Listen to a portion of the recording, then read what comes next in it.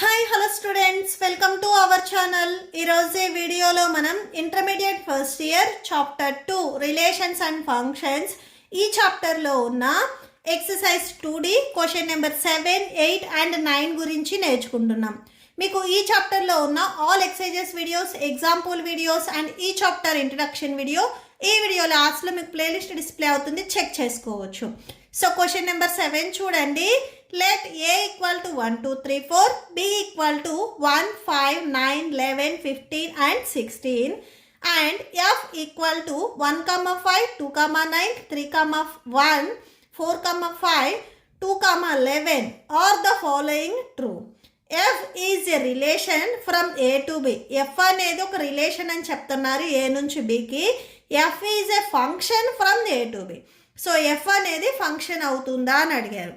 First మనము relation check చేద్దాము. So first మనము ఏ క్రాస్ బిని చెక్ చేయాలి. ఏ క్రాస్ బిలో వచ్చిన వాల్యూస్ ఎఫ్లో ఉన్న వాల్యూస్ మీరు ఒకసారి చెక్ చేసినట్లయితే అందులో ఉన్న వాల్యూస్ ఇక్కడ ఎఫ్లో ఉన్నట్లయితే ఎఫ్ అనేది ఆ క్రాస్ బికి సబ్సెట్ అవుతుంది. ఓకే, సో సబ్సెట్ అయింది అంటే F is a relation from A to B. First అది మనం చెక్ చేద్దాము. ఏలో ఉన్న ఈచ్ ఎలిమెంట్తో బిలో ఉన్న ఈచ్ ఎలిమెంట్ని ఫస్ట్ మనం పేర్ చేసుకోవాలి. Okay, so A value first 1 and B value 1, మళ్ళీ సేమ్ ఏతో 1తో నెక్స్ట్ ఇక్కడ సెకండ్ వాల్యూ సేమ్ 1తోనే మళ్ళీ 9, నెక్స్ట్ 1తోనే 11, 1తోనే నెక్స్ట్ 15, సో 1తోనే నెక్స్ట్ 16. సో 1 కంప్లీట్ అయింది కదా, నెక్స్ట్ 2తో సేమ్ ఈచ్ నెంబర్ని పేర్ చేయాలి. So 2 1, 2 5, 2 9, 2 11, 2 15, 2 16. Next 3 1, 3 5, 3 9, 3 11, 3 15, 3 16. Okay, so next 4 1, 4 5, 4 9, 4 11, 4 15, 4 16. Okay, so ఇవి మనకి ఏ క్రాస్ బి. ఇప్పుడు మనకి ఎఫ్లో కొన్ని పేర్స్ ఇచ్చారు కదా, ఈ పేర్స్ అనేవి ఏ క్రాస్ బిలో ఉన్నట్లయితే F is a subset of A cross B అవుతుంది. సో 1 5 సేమ్ ఉంది, 2 9 ఇక్కడ ఉంది, 3 1 సో ఉంది, 4 5 నెక్స్ట్ 2 11, సో 2 11. ఎఫ్లో ఉన్న ఈచ్ పెయిర్ వచ్చేసరికి ఏ క్రాస్ బిలో ఉంది కాబట్టి F is a subset of A cross B అవుతుంది. Clearly F is a subset of A cross B. F అనేది ఏ క్రాస్ బికి సబ్సెట్ అయింది కాబట్టి F is a relation from A to B. Next దీంట్లోనే second one check చేద్దాము. F is a function from A to B. ఈ A and బికి F అనేది function అవుతుందా అని అడిగారు. సో ఫంక్షన్ అవుతుందా అంటే డొమైన్లో ఏవైతే వాల్యూస్ ఉన్నాయో అవి మనకి మళ్ళీ రిపీట్ అవ్వకూడదు. అంటే డొమైన్లో ఉన్న వాల్యూస్కి మనకి ఇమేజెస్ అనేవి సేమ్గా ఉండకూడదు. ఇక్కడ మీరు అబ్జర్వ్ చేస్తున్నట్లయితే 2కి 9 ఉంది, 2కి 11 ఉంది. 2కి మనకి ఇక్కడ 9 అండ్ 11 2 ఇమేజెస్ ఉన్నాయి. ఎఫ్ను మాత్రమే చెక్ చేయండి, ఇవి చెక్ చేయొద్దు. 2కి ఇక్కడ మనకి 2 ఇమేజెస్ ఉన్నాయి. 2కి 9 ఉంది, సేమ్ 2కి 11 ఉంది. నేను ఆల్రెడీ చెప్పాను. సో మనము ఒక ఇన్పుట్ ఇస్తే ఒక అవుట్పుట్టే రావాలి. అంటే 9 అయినా రావాలి ఆర్ 11 అయినా రావాలి. ఈ రెండిట్లో ఏదైనా ఒకటే రావాలి. 2 వచ్చాయి కాబట్టి సో ఇక్కడ ఏదైతే మనకి ఎఫ్ ఉందో ఇది నాట్ ఏ ఫంక్షన్ అవుతుంది. సపోజ్ మీరు క్యాలిక్యులేటర్లో 2 + 3 ఇచ్చారనుకోండి, ఆన్సర్ 5 రావాలి. అలా కాకుండా 5 ఆర్ 7లో ఏదో ఒకటి మిమ్మల్ని పిక్ చేసుకోమంటే అది మనకి రాంగ్ అవుతుంది. ఓకే, సో అంటే ఆన్సర్ అనేది మనకి 1 అండ్ ఓన్లీ 1 మాత్రమే ఉండాలి. సో ఇక్కడ రాసేసుకోండి. The element 2 in the domain A have 2 images images. A have 2 images 9, 11 in the codomain B. So codomain Bలో వచ్చేసరికి మనకి 2 ఇమేజెస్ ఉన్నాయి కాబట్టి hence f is not a function.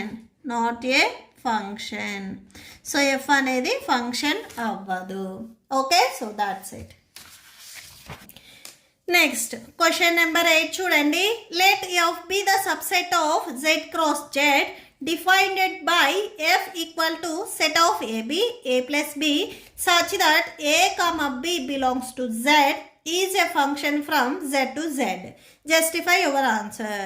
Okay, so ఇక్కడ మనకి ఇచ్చిన ఏదైతే రిలేషన్ ఉందో ఈ రిలేషన్ అనేది ఫంక్షన్ అవుతుందా అని అడిగారు. సో ఫంక్షన్ అంటే మనకి డొమైన్లో ఏవైతే వాల్యూస్ ఉన్నాయో వాటికి image one and only one image అనేది కోడొమైన్లో ఉండాలి. సో 2 ఇమేజెస్ వచ్చినట్లయితే అది మనకి నాట్ ఏ ఫంక్షన్ అవుతుంది. సో దీనికి మనము కొన్ని ఎగ్జాంపుల్స్ తీసుకొని చేద్దాము. సొల్యూషన్ చూడండి. సో గివెన్ రిలేషన్ ఏదైతే ఇచ్చారో అది రాసేసుకోండి.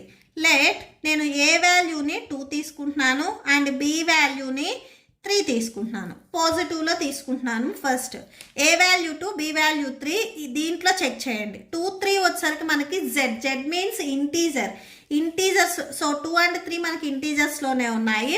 సో ఇది ఒకసారి మళ్ళీ మనం చెక్ చేద్దాము. 30 = a into into 3. So a into 3 next so a plus b అంటే ఇలా వచ్చేస్తుంది. సో ఇక్కడ చూడండి ఏబి ఏ ప్లస్ బి. సో దీంట్లో ఉన్నాయి, మనం ఈ కండిషన్ రాస్తున్నాము. సో ఇలా ఉంటే మనకు ఆన్సర్ ఏమొస్తుంది? సో 2 3s 6 నెక్స్ట్ 2 + 3 అంటే 5 6, 5 వచ్చింది. నెక్స్ట్ సేమ్ ఇంటీరియర్స్ అంటే మనకి నెగిటివ్లో కూడా ఉంటాయి కాబట్టి ఇప్పుడు నేను A value -2 and B value -3 తీసుకొని చెక్ చేస్తున్నాను.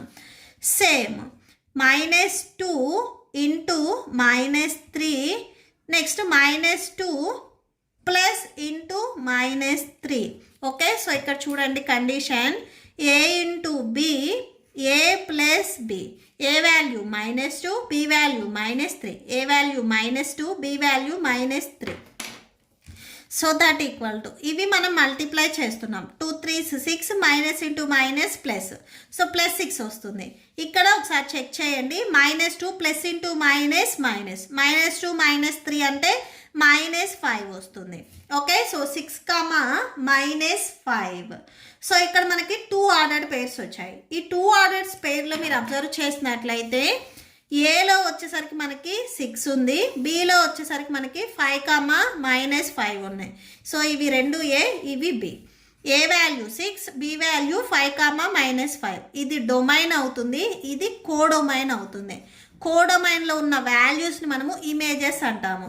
అంటే మనం ఒక ఇన్పుట్ ఇస్తే 2 డిఫరెంట్ అవుట్పుట్స్ వచ్చాయి. 2 డిఫరెంట్ అవుట్పుట్స్ వచ్చాయి కాబట్టి so this is not a function అవుతుంది. దీనికి రాయండి. Since the elements 6 element one element కదా. So 6 in the domain have 2 images. So ఏమేమి ఇమేజెస్ వచ్చాయి? 5, -5 in the కోడొమైన్. సో కోడొమైన్లో 2 డిఫరెంట్ ఇమేజెస్ వచ్చాయి కాబట్టి hence F is not a function. ఎఫ్ అనేది మనకి ఫంక్షన్ అవ్వదు, not a function. Okay, so that's it. Next question number 9 చూడండి. Let A equal to set of 9 10 11 12 13 and let f from a to n be defined by f of n equal to highest prime factor of n. ఇక్కడ మనకి f of n condition ఏం చెప్తున్నారు? Highest prime factor of n అని చెప్తున్నారు. Find the range of f. So మనము range రాయాలి. Solution చూద్దాము. First మీకు ఏవైతే కండిషన్స్ ఇచ్చారో అవి రాసుకోండి. ఏ ఇచ్చారు, F from A to N ఇచ్చారు, and F of N equal to highest prime factor అని ఇచ్చారు. ఇవన్నీ ఇక్కడ మనకి ఏమవుతాయంటే ఏవైతే ఏలో ఎలిమెంట్స్ ఉన్నాయో అవి మనకి స్మాల్ ఎన్ అవుతాయి. ఓకే, సార్ మీకు డౌట్గా ఉంటే ఇక్కడ ఏ ఈక్వల్ టు ఈ ఎలిమెంట్స్ని మొత్తం మనం వచ్చేసరికి స్మాల్ ఎన్ అని తీసుకుంటాము. ఓకే, ఇప్పుడు మనము ప్రైమ్ ఫ్యాక్టర్ ఆఫ్ 9కి మనము ప్రైమ్ ఫ్యాక్టర్ రాస్తున్నాము. సో 9 ప్రైమ్ ఫ్యాక్టర్ ఏమవుతుంది, 3 అవుతుంది. నెక్స్ట్ ప్రైమ్ ఫ్యాక్టర్ ఆఫ్ 10కి ప్రైమ్ ఫ్యాక్టర్స్ 2, 5. సో మీకు డౌట్గా ఉంటే ఇక్కడ చూడండి 9. సో 9కి థర్డ్ టేబుల్లో 3 3s 9. Next 3 1s 3. సో దీనికి ప్రైమ్ ఫ్యాక్టర్ మనకి 3 వచ్చేస్తుంది. నెక్స్ట్ 10కి చెక్ చేయండి. సో 10కి 2, సెకండ్ టేబుల్లో 2 5s. మనం ఇక్కడ తీసుకునే నెంబర్స్ ఓన్లీ ప్రైమ్ నెంబర్స్ మాత్రమే తీసుకోవాలి. Next 5 1s. So same prime factors ఇక్కడ మనకి 2, 5 వచ్చాయి. ఇక్కడ మనకి 3 2 టైమ్స్ రిపీట్ అయినా సింగిల్ టైం మాత్రమే రాసుకుంటాము. ఓకే, సో నెక్స్ట్ 11కి చూద్దాము. 11 మీకు 11th టేబుల్లోనే డివైడ్ అవుతుంది. దీని ప్రైమ్ ఫ్యాక్టర్ 11 వస్తుంది. సో 11. నెక్స్ట్ 12కి చూడండి ప్రైమ్ నెంబర్స్ మాత్రమే తీసుకోవాలని చెప్తున్నారు. 2 6 12. Next 3 2s 6. So 2 1s. ఇక్కడ మనకి ప్రైమ్ ఫ్యాక్టర్స్ వచ్చేసరికి 2 and 3. ఈ 2 మళ్ళీ రిపీట్ అయినా మనం సింగిల్ టైం మాత్రమే రాసుకుంటాము. సో ప్రైమ్ ఫ్యాక్టర్స్ ఇక్కడ మనకి 2 3. నెక్స్ట్ 13. సో 13 మీకు ఓన్లీ 13 టేబుల్లోనే డివైడ్ అవుతుంది. సో అంటే దీనికి ఓన్లీ 13. ఇప్పుడు మనము హైయెస్ట్ ప్రైమ్ ఫ్యాక్టర్ రాయాలి. సో కండిషన్ చూడండి, ఎఫ్ ఆఫ్ ఎన్ ప్లేస్లో ఫస్ట్ మనం 9 తీసుకుందాము. So F of 9 that equal to the highest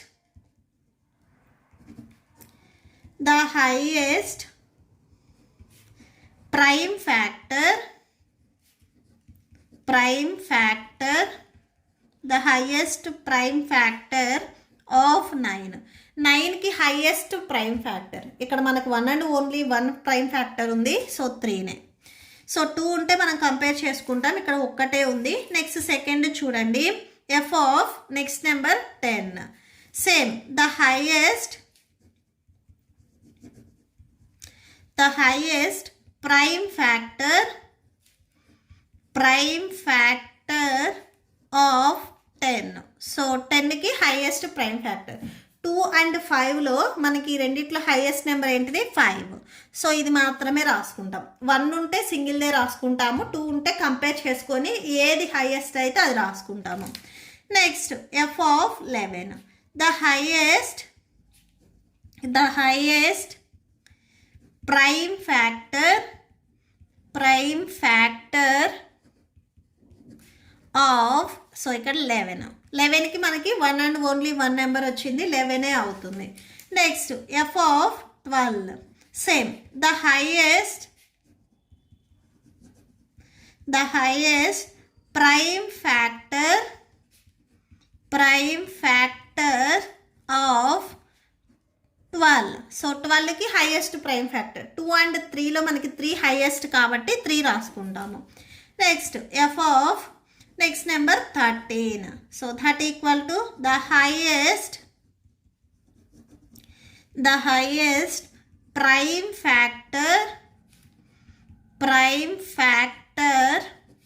of 13. So 13కి highest prime factor 13. So range, next మనం రేంజ్ రాయాలి కదా. Range of F. సో ఎఫ్కి మనం రేంజ్ రాస్తున్నాము. ఇక్కడ ఏవైతే వాల్యూస్ వచ్చాయో ఇవి అన్నీ మనకి రేంజ్ అవుతాయి. అంటే 3 5 11 3 13 ఇవి మనకి రేంజ్ అవుతాయి. సో అవి రాసేసుకోండి. 3 5 11 3 ఆల్రెడీ మనం ఇక్కడ రాసాం కాబట్టి మళ్ళీ రిపీట్ చేయొద్దు. నెక్స్ట్ వన్ వచ్చేసరికి 13. రేంజ్లో మనము రిపీట్ అయినవి మళ్ళీ రాయం. Okay, so that's it. మీకు ఈ వీడియో నచ్చితే ప్లీజ్ లైక్ చేయండి, మీ ఫ్రెండ్స్కి షేర్ చేయండి, అండ్ మన ఛానల్ని సబ్స్క్రైబ్ చేసుకోండి. ఇప్పుడు మీకు ఈ వీడియో లాస్ట్లో ఈ chapter playlist and next questions videos display అవుతే చెక్ చేసుకోవచ్చు. Thank you and thanks for watching.